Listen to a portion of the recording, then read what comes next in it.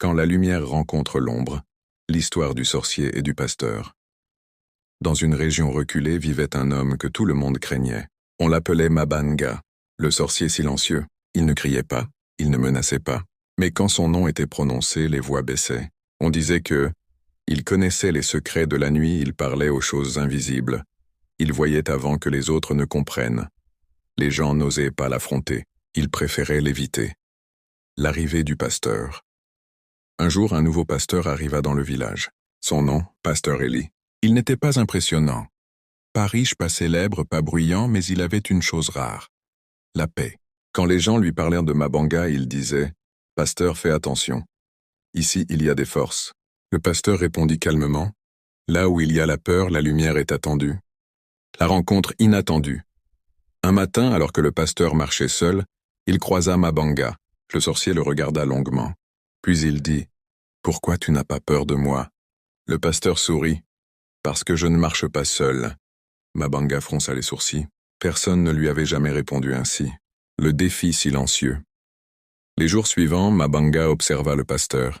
Il aidait les pauvres, il priait pour les malades. Il écoutait sans juger.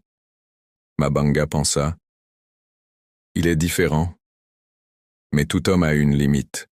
Un soir, Mabanga alla voir le pasteur et dit « Viens chez moi, parlons. » Les villageois paniquèrent. « Pasteur n'y va pas. » Mais le pasteur répondit « La vérité n'a pas peur de la discussion. » La maison du sorcier. La maison de Mabanga était sombre mais propre. Pas de cris, pas de chaos. Mabanga demanda « Pourquoi crois-tu en un Dieu que tu ne vois pas ?» Le pasteur répondit « Et toi, pourquoi utilises-tu une force qui te fatigue ?» Silence. Mabanga avoua « J'ai cherché le pouvoir, mais je n'ai jamais trouvé la paix. » Le passé du sorcier pour la première fois.